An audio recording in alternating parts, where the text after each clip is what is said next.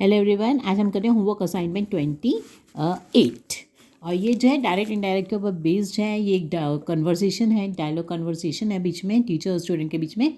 इसको जो है हमें इनडायरेक्ट स्पीच में कन्वर्ट करके यहाँ पर आंसर्स बताने हैं। और if you are new to my channel then please don't forget to like share and subscribe to my channel. Any problem, ask me in the comment box. I am always ready to help you out. So let's start. Teacher, what lesson have you learned from the story, students? Students, we have learned that honesty is the best policy. तो इन्होंने ये दिया है क्योंकि ये universal truth वाला example है. तो यूनिवर्सल ट्रुथ जैसे honesty is the best policy, तो इस बात का ध्यान रखना कि इसको हम पास्ट में कन्वर्ट नहीं करते हैं. अगर कोई सेंटेंस यूनिवर्सल ट्रुथ है जैसे कि the sun rises in the east, तो ये क्या है, कुछ जो सेंटेंसेस यूनिवर्सल ट्रुथ होते हैं तो उनको हम पास्ट में नहीं करते. ठीक है ना. तो आप देखो इसके अंदर after narrating a story the teacher asks her students what lesson they have learn from the story and the students reply. देखो स्टूडेंट्स ने क्या रिप्लाई किया, वी हैव का क्या हो जाएगा, दैट दे हैड. दैट तो लगता ही है और वी हैव का क्या हो जाएगा, ज़्यादा है तो दे हैड और दे हैड लग गया तो वर्ब की वही थर्ड फॉर्म ही लगती है. तो लर्नड है थर्ड फॉर्म, लर्नड तो लर्न क्या है, वर्ब की थर्ड फॉर्म है. That they had learned that honesty is the best policy. इसको हमें कन्वर्ट नहीं करना इस पार्ट को पास्ट में. ठीक है ना. तो ऑप्शन कौन सा आएगा, ये वाला. नेक्स्ट देखो, policeman walk on the pavement sir. देखो वो उसको रिक्वेस्ट के साथ बोल रहा है ना, सर है तो इसका मतलब कि वो उसके साथ प्यार से बोल रहा है. तो pedestrian, oh I am sorry I did not realise that I was walking on the road. अब देखो, a policeman approached a pedestrian walking on the road and politely. तो ये देखो वर्ड क्या होता है, कई बार ये तो आपको मैं इससे बता रही हूँ, अगर सर जैसे प्यार से बोल रहा है तो आप क्या बोलेंगे, पोलाइटली वर्ड का यूज़ करते हैं. ठीक है ना. And politely asked him to walk on the pavement. The pedestrian apologised. Apologise किसके लिए आते हैं, सॉरी के लिए. सॉरी के लिए क्या लिखते हैं, apologised for the mistake and explained. और देखो उसने क्या एक्सप्लेन किया, कौन सा ऑप्शन आएगा, देखो आई डिड नॉट रियलाइज. तो ही, अब देखो डिड किस में, पास्ट में, ऑलरेडी पास्ट में है हम, इसलिए जब भी कोई वर्ड पास्ट में होगा, डिड पास्ट में होता है तो हम पास्ट परफेक्ट में चले जाते हैं. तो पास्ट परफेक्ट में क्या होगा, दैट ही हैड नॉट. ठीक है ना. डिड की जगह क्या हो जाएगा, दैट ही हैड नॉट. और वर्ब की third form realised. Third form कैसे होगी, रियलाइज्ड. तो वर्ब की थर्ड फॉर्म रियलाइज्ड. आगे दैट ही डिड नॉट की जगह he had not realised that I was की जगह he was walking on the road. बस थोड़े थोड़े रूल्स का ध्यान रखना है, नहीं तो गलत हो जाएगा. अगर रूल्स नहीं पता होंगे तो गलत हो जाएगा. The commander told his soldiers that. देखो अब कमांडर ने क्या कहा सोल्जर्स को, आप देखो इसमें है कन्वर्सेशन के नीचे. Select the correct option. अब इसमें है देखो ये वाला, अभी तो disciple. Oh master give me mantra for a life of virtue. Sage never do any wrong, remember you shall reap what you sow. ठीक है ना. A disciple one day requested a sage to give him a mantra for a life of virtue. The sage advised the disciple never to do any wrong and warned him. देखो warned आता है शब्द, never के लिए क्या आएगा, कि ये काम मत करो तो warning होती है. ये वर्ड्स आपको याद करने हैं क्योंकि ऐसा नहीं होगा कि हमेशा आपको ऑप्शंस में ये वर्ड्स मिल जाएंगे. ठीक है ना. इसलिए मैं आपको बता रही हूँ. अगर हम किसी को कहते हैं कि नेवर, ये शब्द का इस्तेमाल करते हैं, जैसे बच्चों को क्या कहते हैं कि फायर क्रैकर्स के पास मत जाओ, है ना, ध्यान से चलाओ, तो नेवर, तो हम क्या करते हैं, वॉर्न करते हैं कि नेवर डू एनी रॉन्ग, तो वॉर्नड. तो वॉर्न हिम दैट, क्या वॉर्न किया कि नेवर डू एनी रॉन्ग, तो दैट ही वुड रीप. आगे रिमेंबर यू शैल रीप, तो इसका करना है हमें, रिमेंबर यू शैल रीप. तो क्या कहेंगे हम, that he do and warn him that he would reap what he सोड।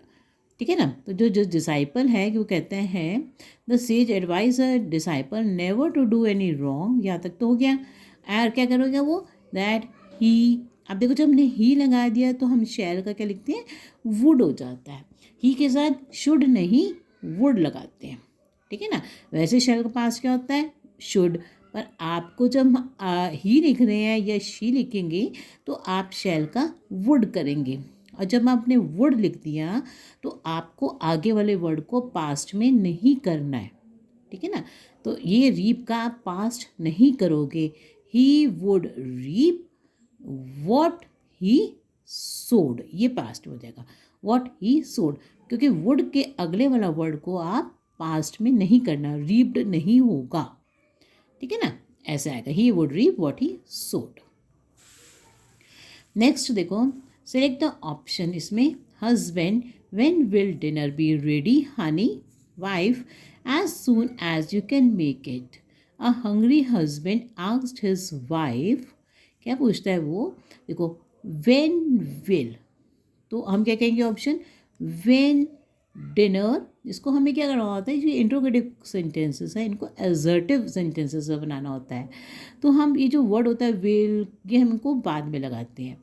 तो when dinner would be ready, ठीक है ना, ऐसे लिखते हैं।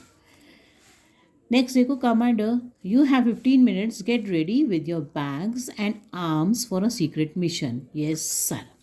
आप देखो इसका आंसर क्या होगा। हाँ, तो इसका क्या आंसर आएगा, द कमांडर ने क्या कहा, the commander told his soldiers that they have है ना वहाँ पर, तो दे हैड हो जाएगा, they had 15 minutes, get ready with their bags and arms. Next देखो, आगे आता है Yashi, when are you going to come home today, तो Vinny asked his daughter Yashi, when are you की जगह क्या हो जाएगा, व्हेन, और ये जो ये वाला वर्ड होता है इसको आप पहले ले आते हैं। तो यहाँ पे तो ये कौन है, यशी लड़की है, तो व्हेन शी, अब शी के साथ क्या लगेगा, वॉज, तो when she was going to come home today का क्या करोगे आप, दैट डे। ठीक है ना। आप इसको पास्ट में नहीं कर देना कम को, सिर्फ जो हमने वॉज को हमने क्या कर दिया है, पास्ट में कर दिया है। ये हमने सब एक ही कन्वर्ट करना है पास्ट वाला ये वर्ब को।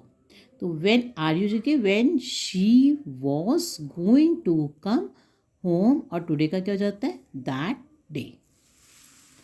नेक्स्ट देखो, देखो Meera, please help me with the luggage will you, Tia, sure mom, where do you want me to put it.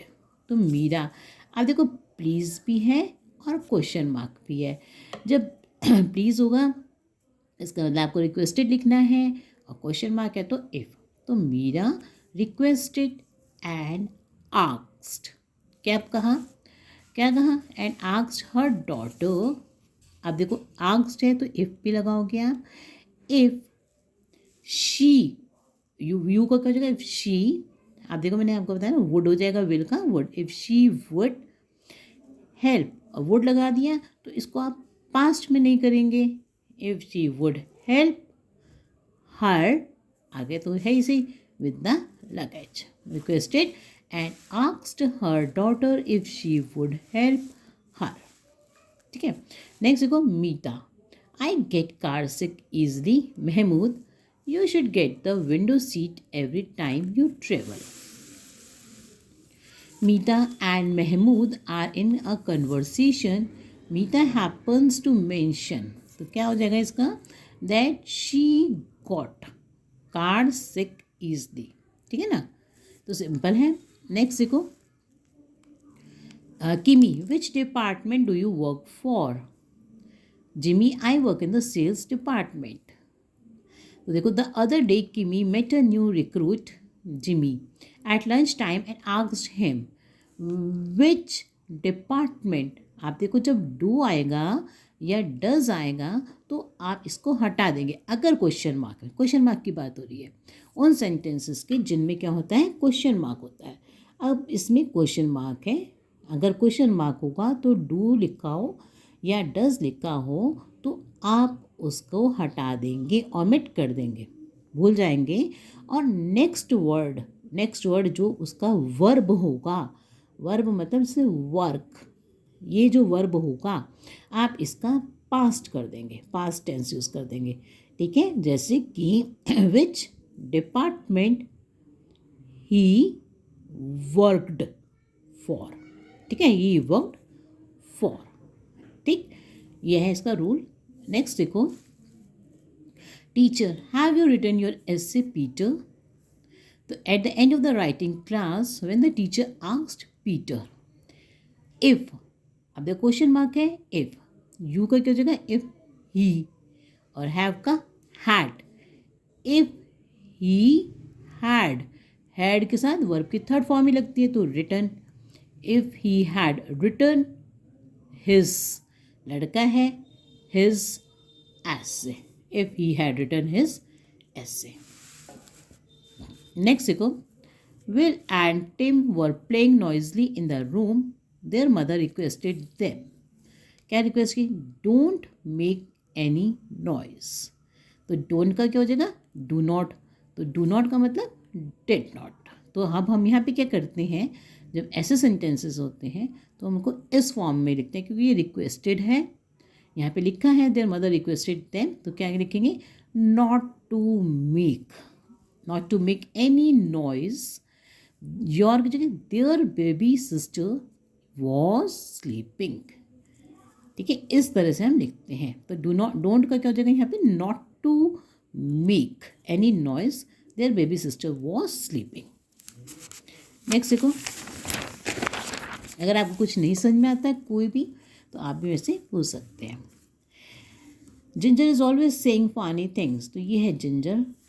Today when his friend James asked him, देखो जेम्स ने क्या उसे पूछा, do you want to play game of Chinese checkers. तो क्या है, if, देखो question है तो इफ़, तो क्या हो जाएगा, डू यू है, तो इफ़ ही, और आपका मैं बताया डू को ओमिट कर देते हैं, भूल जाते हैं। इफ़ ही और वर्ब की थर्ड फॉर्म लगाते हैं, तो if you wanted to play Chinese checkers. Next देखो, Ginger replied that I can't. Can't का मतलब होता है कुड नॉट, तो he could not. I can't का क्या हो जाएगा, कैन का कुड होता है पास्ट, तो ही कुड नॉट। आगे टंग इन चीक, नेक्स्ट है यहाँ पर जेम्स आस्क्ड जिंजर। अब उसके बाद है जेम्स ने फिर जिंजर से पूछा, don't you know the rules. तो वो क्या कहते हैं, इफ़ ही क्या पूछा है, तो इस वजह if he did not know the rules. ठीक है ना, ये आ जाएगा हमारा। उसके बाद है नेक्स्ट वाला, आगे है आई डोंट नो चाइनीज़। तो उसका रिप्लाई क्या है, दैट ही डोंट का क्या हो जाएगा, डिड नॉट नो चाइनीज़। यहाँ पे डोंट का क्या हो जाएगा, डिड नॉट, तो that he did not know Chinese. ये कोई डोंट इसमें जो है क्वेश्चन में नहीं है, आंसर के फॉर्म में, इससे हम डोंट का डिड नॉट कर देंगे। So thank you for watching my video. जो नेक्स्ट पार्ट है इसका, ये आपके सिलेबस में अब नहीं आता है। अगर आपको कोई प्रॉब्लम है तो हम इसे कमेंट बॉक्स में पूछ सकते हैं। Thank you for watching my video.